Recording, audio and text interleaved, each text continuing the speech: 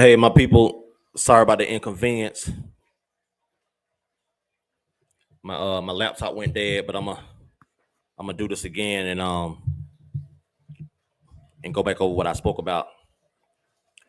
Um, for those who planning on moving to Gambia, but before I start, I want y'all to press that like button and subscribe and and share as soon as y'all come in.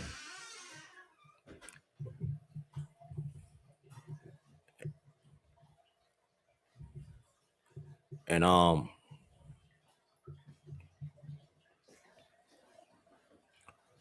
give everybody a little minute to come in. But yeah, let me start from the top. Before moving to the Gambia, just know that you cannot buy land outright as a foreigner. As a foreigner, they have what they call 99 land where you can lease for 99 years. So before you buy land in the Gambia, you need to go to the government personnel place, like a land commission place, to make sure that the land that you are trying to buy has been cleared, and so that way you don't end up buying government land, because if you end up building a house on that type of land, the government can come and demolish your house just like they did in Ghana. Just destroy that person's whole property. You don't want to have 50,000, $100,000 tied up in this house for the government to come to before the government come and destroy it. And just know, if they destroy your property, you will not be compensated. In Africa, you will not be compensated for what the government does, whether they are right or wrong. So that's something you have to be on point about. And right now, and also you have to worry about land scammers. You can have people in that country trying to sell you land that they don't actually own, because they know you're a foreigner and that you're going to be naive to how things go there. So like Gambia is known as a smiling coast, but just because someone's smiling and looks welcoming, it doesn't mean that they have your best interests at heart. So like I said, you want to do your due diligence before you buy land, and definitely don't buy them from YouTubers who trying to advertise land for sale, because they're not in a position in that country to sell land to anybody. You want to go to the right department, land department, to ask to inquire about this land you're trying to purchase, and they will come out, inspect the land, or let you know who's the real owner, or if it's for sale or not, or if it's government land or not. Right now, $1. Okay, Gambia currency is called dollars. So $1 right now is worth like $60. So that shows that the US dollar goes further there, and meaning that it gives you more spending power in that country. But that's only if you're shopping locally. Don't go to Gambia trying to shop at the supermarket all the time, because the supermarkets, they charge a higher price for food than what you would at a local market. Local markets is your cheat code for good quality food at a fraction of the price, because these are people that grow vegetables and fruit or whatever they sells, or they might get by from the next country over to resell at a cheap price.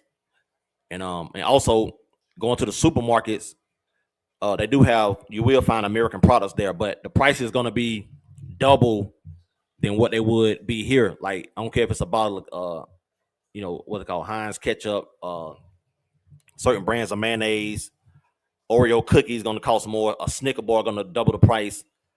So it's best to try out the local brands. Try to get your tongue used to eating that, and plus it'll be more natural and with no preservatives and all that in it anyway. So it'll be better. It might not taste the same because of the chemicals not in the food, but it'll be more better for your health. And also, don't know that Gambia doesn't have Uber or Lyfts. They have nothing but taxis there. So taxi drivers, a lot of time their goal is to get over you, because this is how they battling against their gas tank versus profit. So they're trying to overcharge you to make up for the gas they spending, so they can go home with a little profit in their pocket. But you'll find some good taxi drivers to give you the good price. But when you go there, when you're at the airport, you're gonna get swarmed. You're gonna get swarmed by guys that trying to carry your luggage. Sometimes they just grab your luggage, So you got to grip your luggage because they trying to grab it out your hands. So that way, once they got it in their hands, it's like, okay, I'm carrying your luggage now. But these people gonna want a tip, and by you coming from America, they know when you get them $2, $5, they hoping you give them $5. They think they hoping you to be naive to how the currency go there. So, because they can take your dollars back in the airport and cash them in. Like I say, $1 is basically like $60 there almost. Just to make a comparison. And so if you can at the airport, they should have a currency exchange in there where you can get local money and always get them. I mean, if you want to have somebody carry your stuff, always get them the smallest bill. If they try to fuss about it, let them fuss about it. They can't do nothing to you because, for one, you don't owe them anything. You didn't ask them to carry your luggage anyway. But what I do now, I grip my luggage. I grip it tight because I know they'll try to grab it. They try to, when they grab it, they try to do it in a way where it's like they trying to look helpful, but also it basically like they strong arming. You know what I mean? So, and also Gambia is a cash society. People don't use debit cards to pay for things. They have ATM machines and they do have banks that does have ATM cards, but they don't have machines where you can just tap and pay. All that's out the window. And everywhere you go, you're paying strictly cash for everything. So it's best to go to a local bank and draw out all the money you're gonna use, or because they're gonna charge every time you draw money out, they're gonna charge you money to take money out the bank. I remember I went to an ATM machine in Gambia. In order to draw out $100 worth of Dallases, which were like 6,400 at the time, or 6,700, I literally paid almost $20 to take out $100. So I was like, so the second time I went back, I got money from my Airbnb, the lady that owned the Airbnb, and she still charged me a certain percent, but it was better to do one transaction than to keep drawing money out the ATM, and losing money. So my 100 that I was getting out turned to like $60 or $70. So I was like, so I lost money that way, through trial and error. And but just know Gambians are welcoming people. Gambia is a small country on the west coast of Africa. It's surrounded by Senegal. It's basically like a river, but Senegal surrounds it. And many of you may have watched a movie called Roots that was based on a character named Kunta Kinte. Kunta Kinte was a slave that was taken from Gambia and brought to the Americas. A lot of people the creator of the movie Roots was a guy named Alex Haley. Rest in peace to Alex Haley. A lot of people try to say he made up that movie. He lied that he stole the idea from a guy that wrote a book called The African. That the whole Kunta Kinte tribe is a myth. I've been to Gambia and I met the Kunta Kinte tribe. It's a real tribe in the Gambia. You might see restaurants called the Kinte restaurant. The name is like a brand in the Gambia. Alex Haley, we got to thank Alex Haley because he brought a lot of attention to the Gambia. He's the reason a lot of people that's coming there to this day. So I seen some of the things he's had have set up there in the village called Jufere or something like that. So I was able to see things that he got in place there. And they even got, if you go to the Jufere village, you can meet a woman who's the 8th generation from Kunta Kinte, and I think on his mama's side. And she got pictures. They'll show you pictures of Alex Haley when he was over there, etc. So Kunta Kinte was a real character. I got to see where the Portuguese kidnapped him from, and I got to go to the island where they kept them at before they sent them off in the boat to America. So I got to get that whole experience. I got to see what Kunta Kinte and a lot of others went through before they got brought to America. And so Gambia is they have like 2 million citizens there, and 80% of those 2 million people are Muslim. So the Islam religion is very strong in the Gambia. So if you don't want to be in a country where you hear people making prayer throughout the day, you might see someone just make a prayer beside their car. They might just drop down anytime, make a prayer when it's time for it. And so if you're not ready for that type of place where you're gonna constantly hear someone in like a bullhorn calling out for prayer, then Gambia is not gonna be the country for you. And but you have Christians there as well. So they celebrate Ramadan, throughout the year. I think around August, September, something like that. The Christians have their days where they celebrate. But the beauty of Gambia is that you got a strong Islam presence, and you got Christians, but they able to get along with each other. There's no religious war. on who's right, on whose religion right or wrong. So that's the beauty of Gambia, how they just intermix. You can have a Muslim and a Christian best friends. So that kind of blew my mind. In America, we more like, okay, I'm a 5%er, you are more. Okay, I can't hang with you. I can't rock with you because our ideologies is different. Like when we should be coming together for one common cause, but because you're a Christian, I'm a Muslim, I'm 5%, I'm Nation Islam, I'm Malachi Zior, I'm this and that. It keep us divided over here. But in Gambia, they know how to come together. They even Christians even celebrate Ramadan, and then you might have people in Ramadan celebrating the Christian fasting, because the Christians in Gambia, they fast for 40 days. And one thing I do respect about Gambia is that the Christians celebrate Christianity like on a level where I never seen people like really practice Christianity, like they really practice it. And if you're looking for a country that's gonna have like a crazy nightlife every night where people going out partying, celebrating, Gambia is not the country for you. People go out on weekends. They got a few clubs called Club Rios, Onyx, a few more clubs that people go to on the weekends, but they don't have like a crazy nightlife. So Monday through Thursday, nothing is going on in that country as far as like partying. They might have like a happy hour or something at the club, but a lot of women dress modest in Gambia. Women wear like the Muslim women, they'll wear Muslim attire, but they'll also dress Western. When it's time to step out for those type of events, or whatever they're doing. And and Gambians are real conservative. They real prop. You would never see, you won't see a Gambian female wearing a bikini at the beach there. If everybody go to the beach fully clothed, or they might, if they do get in the pool, they got on shorts or maybe some tights or something like that.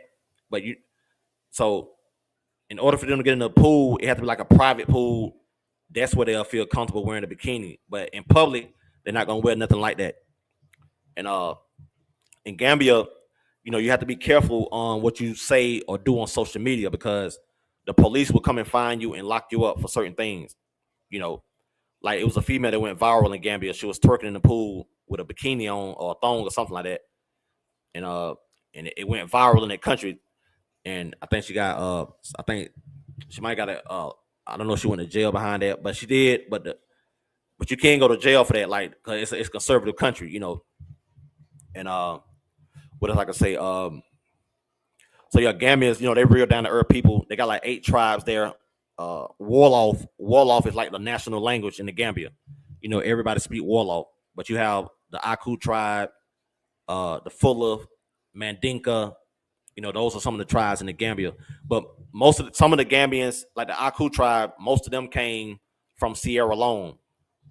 So a lot of, if you know the history of the Gambia, certain people was brought after slavery. They brought a lot of people from the Gambia, from Europe. They brought them to Sierra Leone, dropped them off, and a lot of them migrated into Gambia in the area called Banjul. Then from Banjul, they spread it throughout the country. So you got a lot of people that's like really like Sierra Leone with a Sierra Leonean background.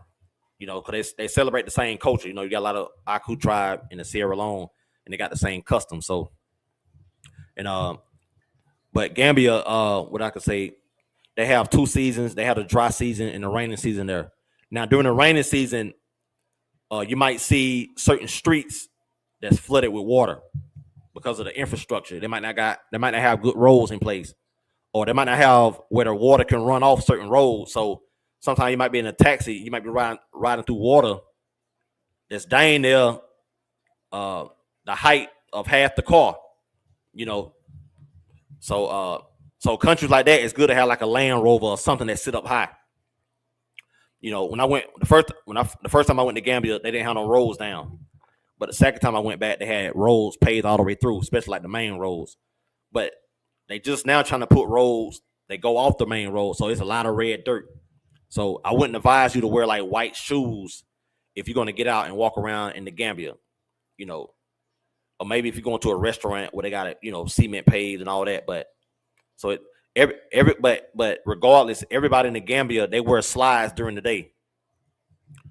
That's one thing that blew my mind to see everybody wearing slides. Like, you know, uh, everybody dressed down during the day. Like people don't Gambians are not flashy during the day. Everybody dressed down. Like you can wear like I'm gonna just say you can look like a bum in America, or you can look like somebody who pockets hurting.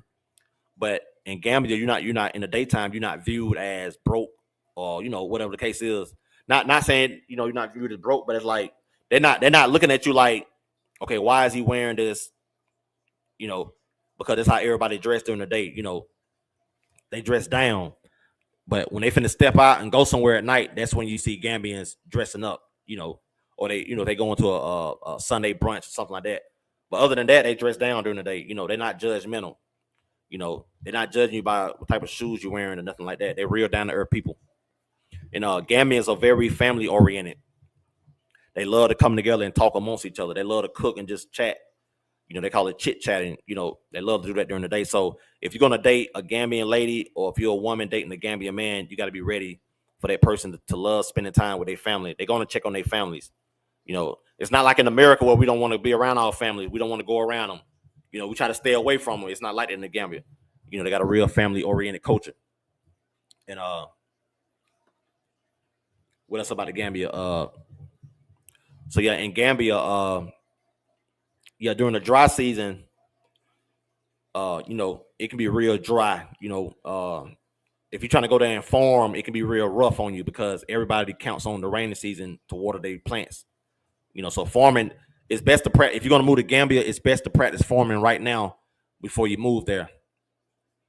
So that way, you have a heads up on farming, because farming is like you got to farm differently there. You don't just put like you got to build like a mount like a dirt mound to where you got your plants off the ground, basically.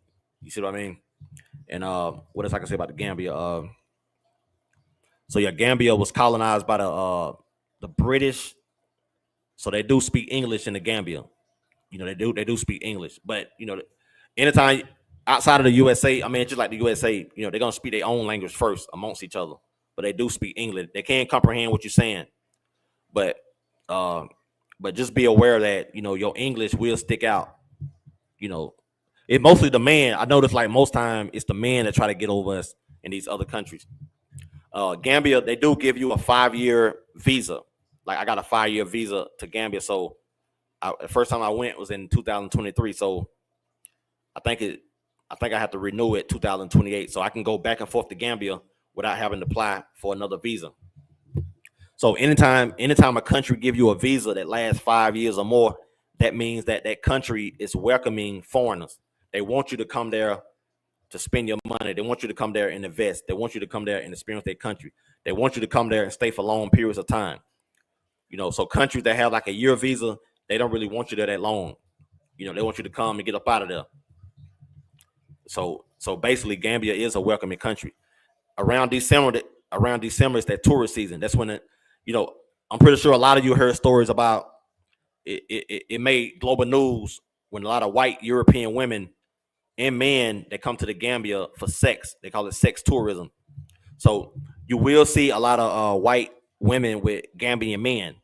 But what I learned from a local there is that even though it's looked upon like the women, like the white women are preying on the black man for the mandinga, for their good jug, but basically it's the man finessing the white women because 80% of Gambia is unemployed. There's not that many opportunities there. Hold on, run.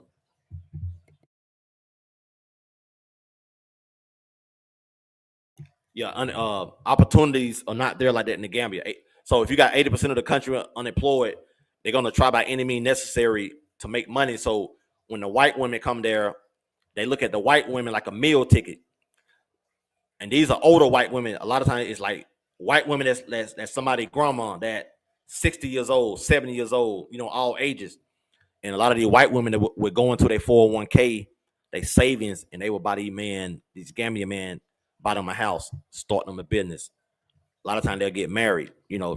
So a lot of time once the man done got whatever he want out the woman, then he break up with her because now everything hit the house here, everything is in his name. So a lot of the women come looking for love, and they get finessed. And some of them do, stay for the long term. So you will see interracial things going on in the Gambia. Coming from America, where that's not our culture, we don't, it can make us cringe. You got to be prepared to see these things when you go to the Gambia. You might see a 50, 60, 70-year-old man, white man. He might be walking. He might be walking like this. His hand like this, but he might have a 18, 19, 20-year-old dime piece on his arm, and you'll be like, "What the hell?" You feel me? Yeah. So you got to be ready for that because you got to realize in Africa, a lot of these countries they still have like a colonized mentality.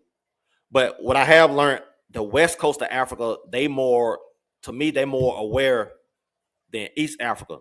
Like East Africa, that's a white man paradise. A white man can go to Kenya, Rwanda, Tanzania, uh, Zambia. He can go to these countries and he can have his field day. So traveling to Africa made me realize. I like, what? White people been coming here all this time, and us blacks, we just starting to come there in large numbers.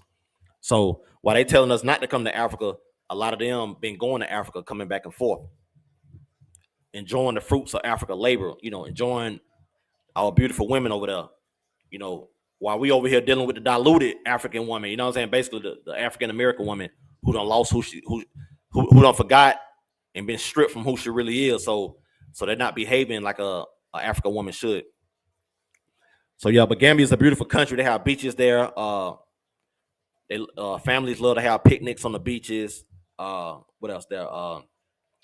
They have jet skis. You can ride in the ocean. Horses on the beach. You can ride. People get married left and Gambia. People get married left and right. That's one thing I learned about Africa. In America, black men looked upon like, they don't want to get married. They don't want to start families. But the average black man do want to start a family. But the things we have to go through here with these women, it make us not want to get married. But in Africa, you'll see marriages go on so much to where it'll put you in the mindset of wanting to get married. In America, you might tell yourself you don't want to get married. But in Africa, you can see yourself getting married. It don't matter if you're the biggest player in America. When you go over there, your outlook gonna be different because you in a family-oriented atmosphere, and you get to see how things are supposed to be. So they do have what they call dowries. Dowries is when you pay money to the family to marry their daughter. But some tribes, if you go to certain countries in Africa, they might want you to buy okay, say the woman you about to marry, you might got like some country you might got to buy the daughter, or oh no, not her daughter. You might got to buy your wife parents. You might have to buy them 5 cows, or and the cow is expensive over there in Africa because you got to realize cows. A cow is not a natural. I'm gonna say this: a cow is not a natural animal. The only natural cow on this earth is the Cape buffalo that you will see out there in the safaris in Africa. So from that animal, they created the cows we got today, where you can milk them, where they produce lots of milk. So horses, all the animals they had to get imported into Africa. A horse is not a natural animal. These animals was bred in America and shipped across the world. And beautiful animals, but I'm just saying the origins of them. So, but I say that say you might have to spend a lot of money in some cultures in Africa to marry the daughter. But in some culture, they might just want you to pay, like you basically the money you, just say, say some culture they might want you to bring the smallest money to the biggest money. So in the USA, you might have to bring like $100 bill, $5 bill, $10 bill, $20 bill, $50 bill, a quarter, dime, nickel, penny, and that's it. It might be a part of their culture where you got to bring those things, and that money would go towards the wedding. So it depends on the woman you marry. It depends on what her tribe customs are during the marriage. It looked like a transaction. It looked like you basically paying for the woman, but it's a tradition, because it's all about bringing the two families together, But at the same time, don't get used. Don't let a family use you. If they get to saying $5,000, $10,000 and all that, you don't have to pay that. No man should pay them that amount of money to marry someone's daughter. Like it ain't, we love your daughter and all that, but we're not finna break our bank because y'all not $5,000. Y'all not even making that in a year. Y'all might be making $100, $200 a month, and you telling me I gotta give you 5,000, which is like middle class standard in that country, to have at one time. So don't marry, but don't be a fool when getting married. In Africa, like we love our, we learn about where we come from and all that, but we ain't no fool with it. So yeah, but I just want to say, those are some of the things to watch out for when you go to the Gambia. Just be on point there. It's a beautiful country. Respect the culture. Just know, don't go there with the Americanized mentality. Don't go there